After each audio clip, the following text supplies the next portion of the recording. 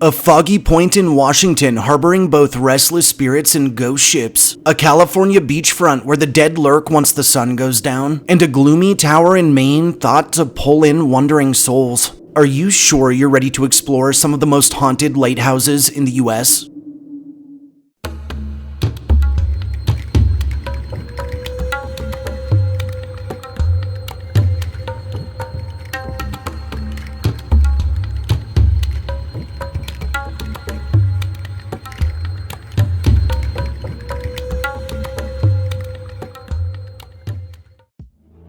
Our first haunt has us traveling to the northeastern corner of the United States to explore Maine's iconic Portland Head Light.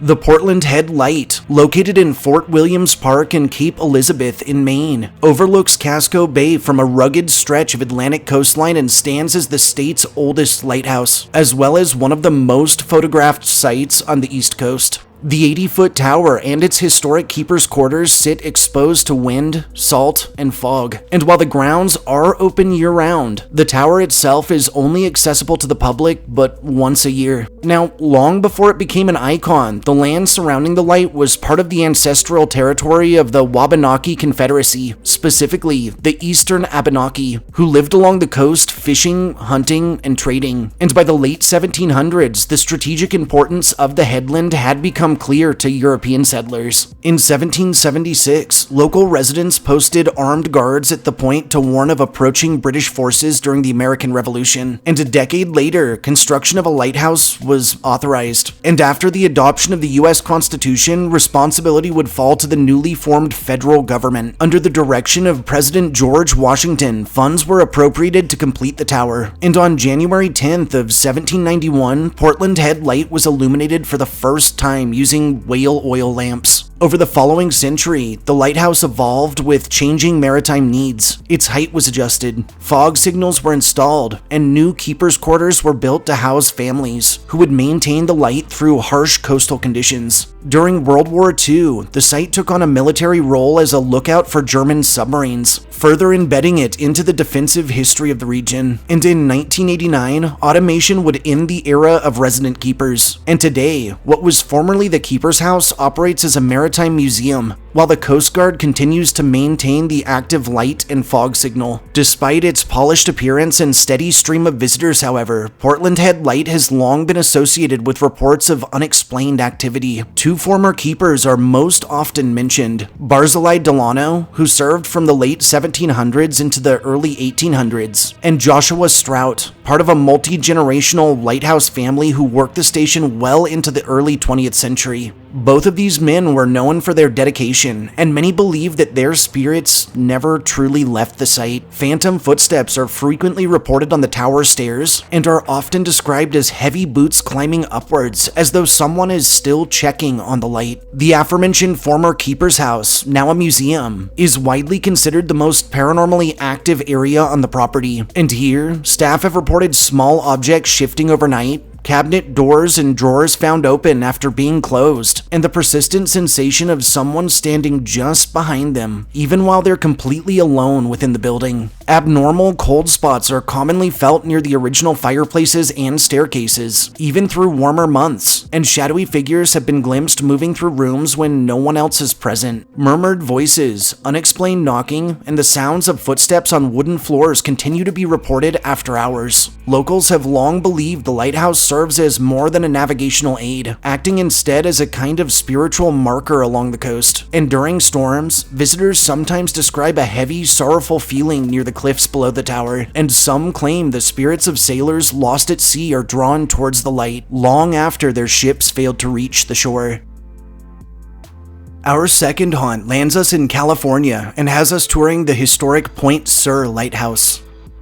The Point Sur Lighthouse, which is located in Monterey County in California, is an iconic tower perched atop a massive volcanic formation known as Morro Rock, which rises roughly 361 feet above the Pacific Ocean. Its dramatic position along this stretch of rugged coastline has long made it both a crucial navigational aid, as well as a landmark that feels removed from the modern world. Today, its grounds stand as the only complete turn-of-the-century light station in California that's fully open to the public, a place shaped by isolation, harsh conditions, and a long history of shipwrecks along the surrounding waters. Historically, long before European settlement, the central Californian coast was inhabited for thousands of years by native tribes of the region, most notably by the Esselen people, and these communities lived closely tied to the land and sea, navigating the steep cliffs and rocky shoreline while relying on the area's rich marine resources for survival. By the mid-1500s, Spanish explorers had begun charting the coast, with Juan Rodriguez Cabrillo passing through the region in 1542, and later, in 1603,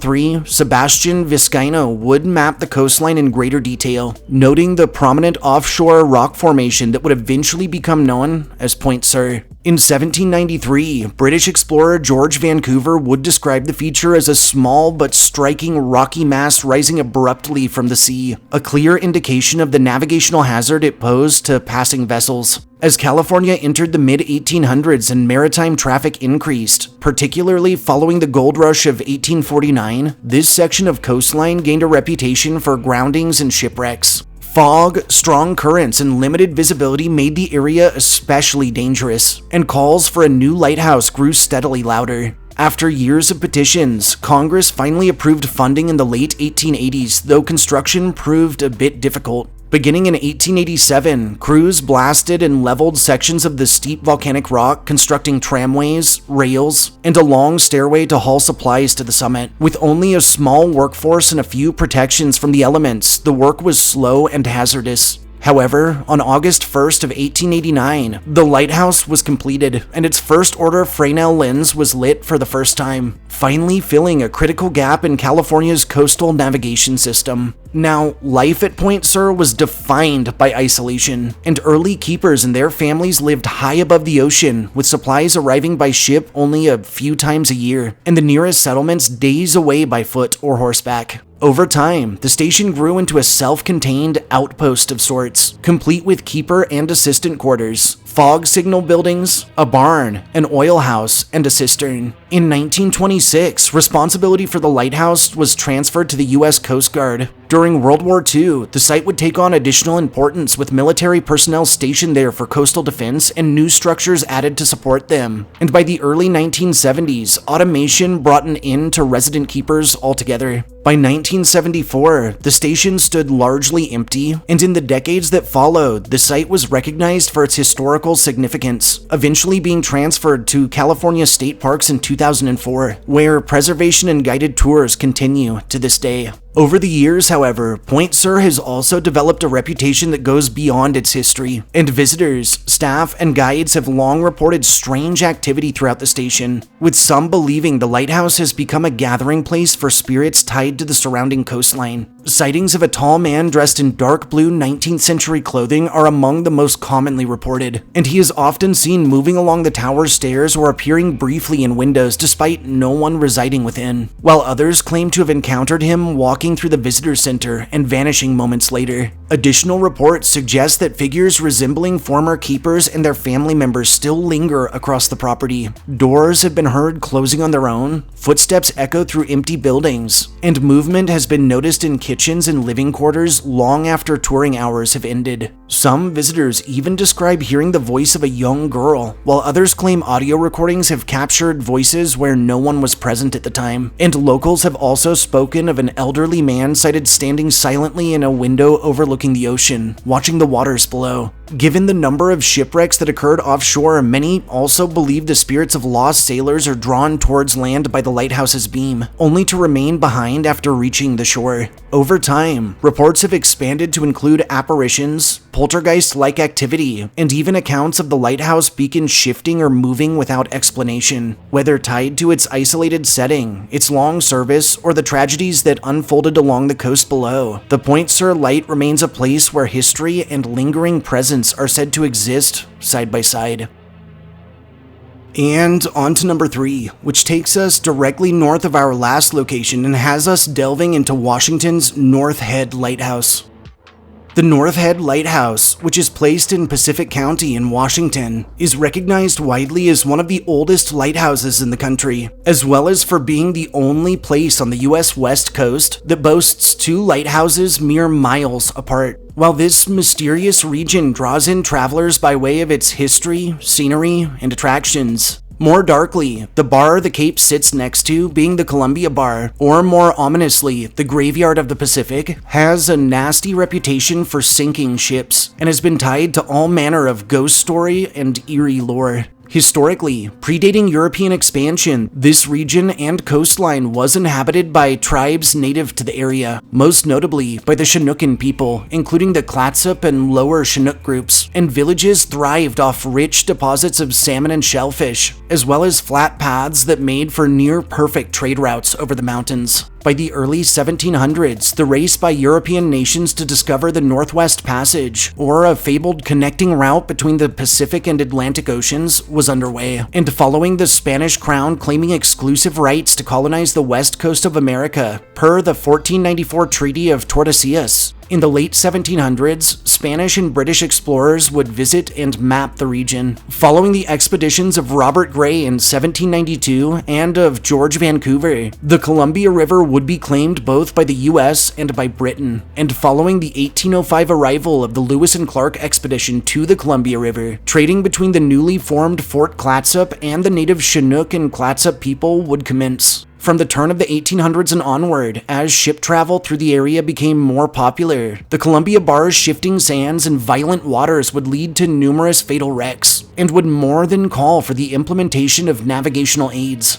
Eventually, following the Oregon Treaty between the US and Great Britain in 1846, a border was established between the two countries at the 49th parallel, marking lands that make up Cape Disappointment as American soil. In 1850, Congress would approve funds for a lighthouse on the Cape, and in 1856, the Cape Disappointment Light was lit for the first time. Subsequently, in 1893, Congress would provide additional funding for the construction of a lighthouse on North Head as southbound ships had a hard time seeing the first light. In 1897, construction was started on a 65-foot tall stone and brick tower atop a 130-foot cliff, and a year later, in 1898, North Head Light was lit for the first time. After decades of service, in 1961, the North Head Lighthouse was fully automated. In 1975, the Cape Disappointment Historic District, which included the light, was listed on the National Register of Historic Places and would later be transformed into Cape Disappointment State Park. And in 2012, the Coast Guard would officially turn the site over to Washington State Parks. In the present, the light and surrounding parklands are popular stops for both locals and those traveling through the area, and offer a range of educational opportunities including tours, classes, informational plaques, and much, much more. Over its lengthy existence, the North Head Lighthouse has been tied to a number of chilling ghost stories, and those who have braved its bounds have reported electrical surges and instances of phones dying without cause, accounts of objects moving on their own, of lamps flickering and of chairs rocking, and of phantom footsteps heard on the empty stairwell. Easily the most famous tale tied to the North Head Light is that of Mary Pessinen, who was the wife of a former keeper that served at the light through the early 1900s. Now, as it's told, through the spring of 1923, the lightkeeper took Mary into Portland, Oregon, where she was diagnosed with melancholia, which was categorized by persistent depression and ill-founded fears. On June 8th of the same year, Mary would wake early and would take the dog for a walk. However, later, this dog would return without Mary and would alert the keeper to a potential threat. The dog would lead searchers to a spot just under a fire control station, where they found Mary's coat lying on the edge of a cliff, and a trail through the grass as if someone had slid down the hill leading to the cliff and directly off of it. When the story of Mary's tragic fate hit the paper, it didn't take long for locals to talk of her tortured spirit lingering at the light, and through the years, even surprisingly recently, those visiting the light have reported observing a woman in an old-fashioned dress and coat, who is usually only spied fleetingly before she disappears into thin air. Additionally, the clickety-clack of dog paws have been heard through the building, even when no canines are present. Lastly, the nearby Graveyard of the Pacific is saturated in its own assortment of legends, and countless are reports of those along the coastline citing a variety of ghost ships, some of which that match the thousands of vessels that still lie at the bottom of the river to this very day.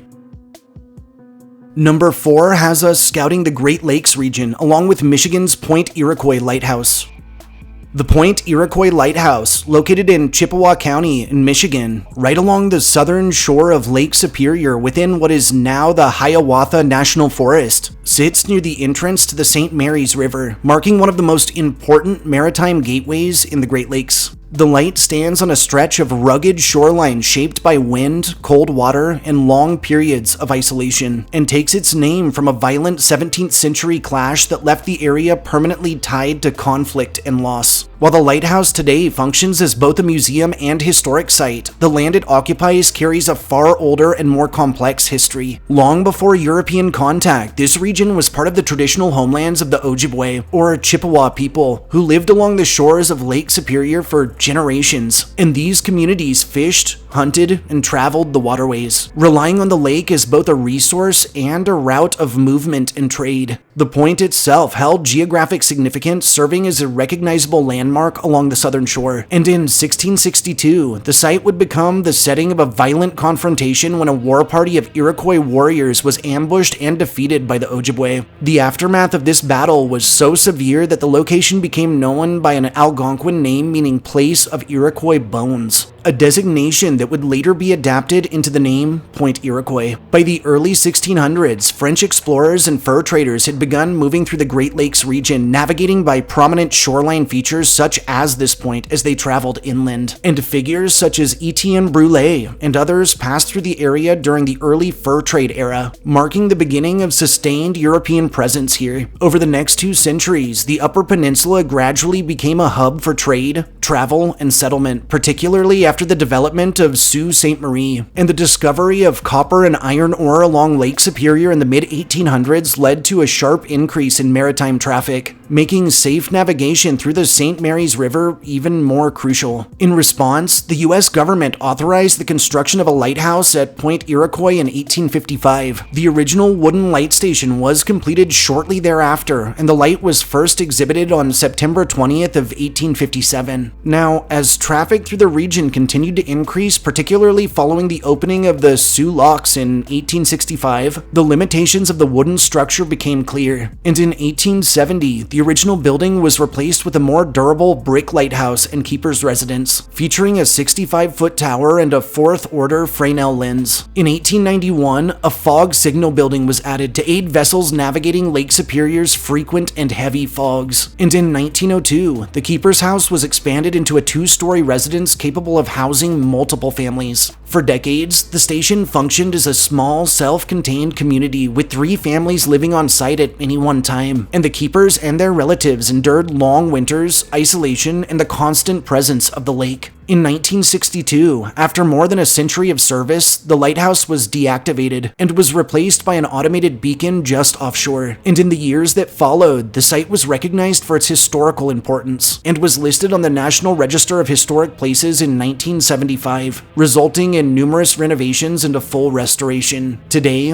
the lighthouse operates as a maritime museum with restored living quarters, exhibits on navigational technology, and volunteer-staffed touring options. In 2022, management of the site entered into partnership with the Bay Mills Indian community, bringing Anishinaabe cultural interpretation back into the narrative of the land. Now, despite its preservation and educational focus, Point Iroquois has long been associated with reports of strange and inexplicable activity, and both visitors and volunteers frequently describe a persistent feeling of being watched inside the keeper's quarters, particularly on the upper floors. Phantom footsteps are often reported on staircases and in empty rooms when no one else is present, and interior doors have been known to open or close on their own shortly after being shut. Additionally, during periods of heavy fog, some claim to hear faint voices or murmurs near the shoreline, sounds that echo uncomfortably against the memory of the station's fog signal era. Cold spots have been reported inside the keeper's house as well, sometimes during warm summer months, and shadowy human-like figures are said to move through hallways or appear briefly at the ends tens of corridors before vanishing. One of the most frequently mentioned presences is that of a small child. According to local legend, a young girl was killed by a bear near the lighthouse in the 1900s, and her spirit is believed by some to remain on the grounds, with visitors reporting seeing a child-sized apparition moving through the keeper's quarters and even drifting through the lighthouse tower, while others describe dark, child-sized shapes lingering both inside and outside of the buildings. There are also those who believe the spirits connected to the site are far, far older, and some claim to have seen figures resembling Native American warriors, leading to speculation that the activity may be tied to the 1662 massacre that gave the point its name. While details from oral traditions are often closely guarded, the land itself is widely regarded as powerful and deserving of respect, and only further adding to the site's reputation are reports of shipwrecked spirits lingering near the shoreline. Some believe all of these lost souls are connected to the wreck of the SS Myron in 1919, after which frozen bodies were known to wash ashore near Point Iroquois, and some have described figures drifting aimlessly across the property, while others report apparitions standing near the water's edge facing the lake. Whether shaped by centuries of conflict, loss at sea, or by the long isolation of life along Lake Superior's shore, Point Iroquois remains a place where history and unexplained presence continues to intersect.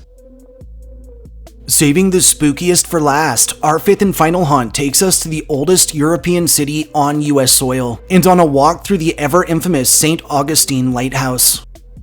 The St. Augustine Lighthouse, located on Anastasia Island just across the water from the historic city of St. Augustine in Florida, rises above the Atlantic shoreline as one of the most recognizable maritime landmarks in the southeastern US. Its black and white spiral tower stands apart from the palms and marshland surrounding it, visible for miles offshore, and marks a site that has guided ships, guarded coastlines, and has played witness to centuries of human presence. Long before this land ever hosted a lighthouse, however, the site itself served a far older purpose. Prior to European arrival, the region surrounding modern-day St. Augustine was inhabited by the Timucua people, who lived along Florida's northeastern coastline for generations, and these communities fished local waters, traveled inland rivers, and maintained villages across the coastal plain. When Spanish explorers arrived in the late 1500s, they recognized the strategic importance of the shoreline and constructed a wooden watchtower near the site of the modern lighthouse. This early structure served to guide treasure galleons approaching the harbor and to warn of pirate activity during the earliest years of St. Augustine, which remains the oldest continuously occupied European settlement in the continental US. After Florida came under US control in 1821, the Spanish-built Coquina Watchtower was converted into the territory's first official lighthouse, and in 1824, the structure was fitted with whale oil lamps and reflectors to assist vessels navigating the inlet. For decades, the tower functioned as a critical navigational aid, though its position near the eroding shoreline made it increasingly vulnerable. And during the Civil War, Confederate forces removed the light's Fresnel lens to prevent Union ships from using the beacon. Notably, this lens was later recovered, and the light was relit once federal control was returned to the region. By the 1870s, it became clear that the aging lighthouse could not withstand the shifting sands and Atlantic storms. Construction began in 1871 on a new tower set slightly inland on Anastasia Island. Completed in 1874, the new St. Augie Lighthouse rose 165 feet tall and featured a first-order Fresnel lens, capable of casting light nearly 19 miles out to sea.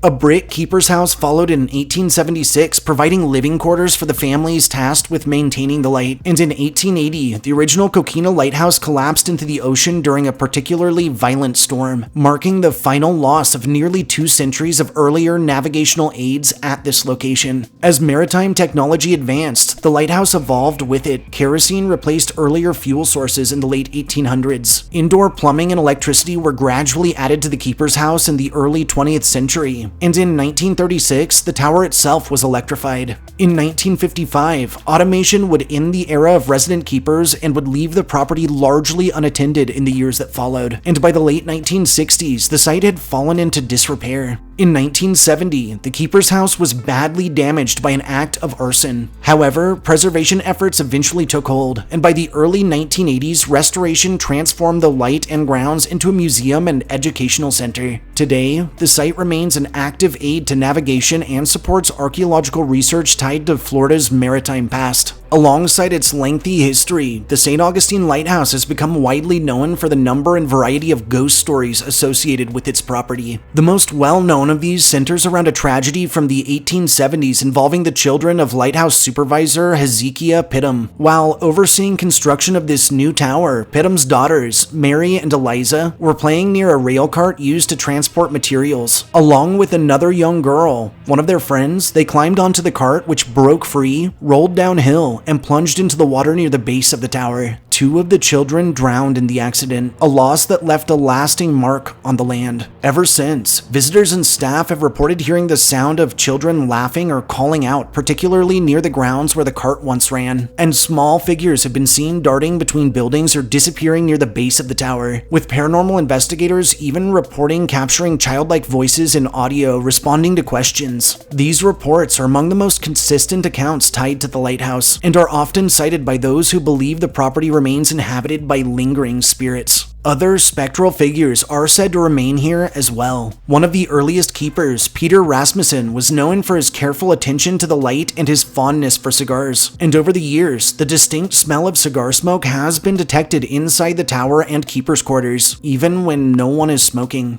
Another frequently mentioned presence is that of Joseph Andrew, a Spanish immigrant who served as a lighthouse keeper in the late 1800s. On August 20th of 1880, Andrew fell to his death while painting the tower, and ever since, witnesses have reported seeing a man near the top of the lighthouse or walking the grounds, believed by some to be his restless spirit. The ghost of Andrew's wife, Maria, is also said to linger here, and descriptions often place her in a period dress, engaged in various domestic routines as though time never really moved on. Maria has been observed hanging laundry that vanishes when directly observed, tending to a garden briefly that appears in bloom, or preparing meals in a kitchen where the smell of cooking fills the air despite no activity taking place. On this note, the keeper's house is widely regarded as the most active area on the property, and here, doors have been reported opening and closing on their own, particularly on the upper floors, while objects such as tools or display items have shifted or fallen without explanation. Sudden cold spots are frequently noted in hallways and bedrooms, even during Florida's normally balmy and intense summer heat, and visitors occasionally describe the sensation of being touched or lightly tugged at by invisible hands right near the staircases. With centuries of continuous use, tragedy, and human presence layered into a single location, the St. Augustine Lighthouse stands apart from many others like it, whether shaped by its long service history, the lives spent maintaining it, or by the events that unfolded on its grounds. This site remains one of the most persistently reported and deeply rooted haunted landmarks along the American coast. This site remains one of the most persistently reported and deeply rooted haunted landmarks not just along the American coast, but in the world. Thanks for joining me on this expedition through some of the most haunted lighthouses in the US. If you enjoyed hearing my histories and ghost stories, subscribe to my channel, throw this upload a like, and share me with anyone you feel could use a good scare. I'll catch you all next time.